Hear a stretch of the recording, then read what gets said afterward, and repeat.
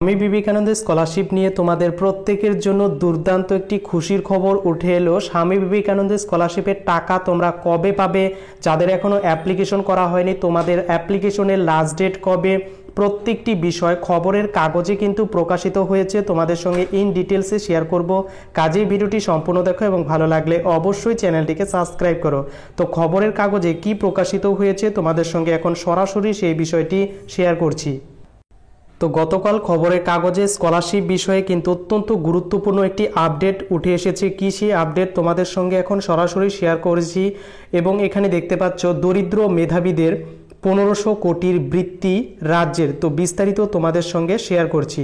তো কি বলেছে প্রতিবেদনে, বাংলার দরিদ্র মেধাবী পড়ুয়াদের বৃত্তি খাতে বরাদ্দ বৃদ্ধির সিদ্ধান্ত নিল রাজ্য সরকার। অর্থাৎ তোমাদের কিন্তু এবছর যা টাকা দেওয়া হতো তা এবার কিন্তু বাড়ানো হবে। 2023-24 শিক্ষাবর্ষে স্বামী বিবেকানন্দ মেরিট কামিং স্কলারশিপের প্রদানের ক্ষেত্রে প্রায় 1500 কোটি টাকা বরাদ্দ করা হচ্ছে। অর্থাৎ এবছর স্বামী বিবেকানন্দ স্কলারশিপের মোট খরচ হবে 1500 কোটি টাকা। এই বৃত্তির জন্য ইতিমধ্যে আবেদন প্রক্রিয়া শুরু হয়েছে এবং আগামী ফেব্রুয়ারি মাস পর্যন্ত আবেদন প্রক্রিয়া নেওয়া হবে। অর্থাৎ এখানে বুঝতে পারছো ফেব্রুয়ারি মাস নাগাদ কিন্তু তোমাদের অ্যাপ্লিকেশনের লাস্ট ডেট এবং ফেব্রুয়ারি মাসের মধ্যে তোমাদের অ্যাপ্লিকেশন করতে হবে। তো যোগ্য প্রার্থীদের অ্যাকাউন্টে বৃত্তির টাকা পাঠানো হবে মার্চ মাসের মধ্যে। অর্থাৎ তোমাদের যাদের অ্যাপ্লিকেশন ফরওয়ার্ড, অ্যাপ্লিকেশন অ্যাপ্রুভ, তোমাদের স্যাংশন হয়ে রয়েছে, তোমাদের প্রত্যেকেরই ব্যাংক অ্যাকাউন্টে মার্চ মাসের মধ্যে তোমাদের প্রত্যেকেরই টাকা ব্যাংক অ্যাকাউন্টে ক্রেডিট হবে। এটা কিন্তু এখানে স্পষ্ট করে বলে দেওয়া হয়েছে। তারপরে কি বলেছে, 2022-23 সালে রাজ্যের খরচ হয় 1400 কোটি টাকা। তার আগের শিক্ষাবর্ষে বরাদ্দ করা হয়েছিল 1100 কোটি টাকা। অর্থাৎ স্কলারশিপের যে বৃত্তির পরিমাণ সেটা কিন্তু দিন দিন বাড়ানো হচ্ছে। অর্থাৎ প্রত্যেকেই প্রায় স্কলারশিপ থেকে এখন কিন্তু টাকা পাচ্ছে।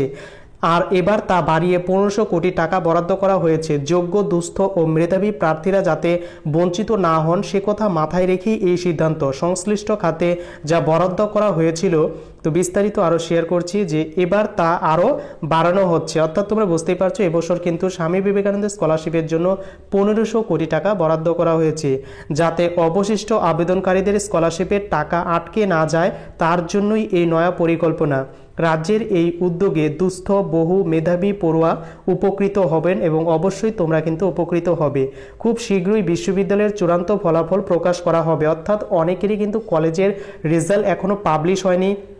তো তারপর যদি তাদের যদি কলেজের রেজাল্ট পাবলিশ হয় তারপর তারাও এই স্কলারশিপের জন্য আবেদন করতে পারবে। তো মেডিকেল, ইঞ্জিনিয়ারিং, পলিটেকনিক, উচ্চ মাধ্যমিকের পড়ুয়ারা এই স্কলারশিপের জন্য আবেদনের যোগ্য। সর্বশেষ পরীক্ষায় তুমি যদি মিনিমাম 60% নম্বর পেয়ে থাকো তাহলে এখানে আবেদন করতে পারবে।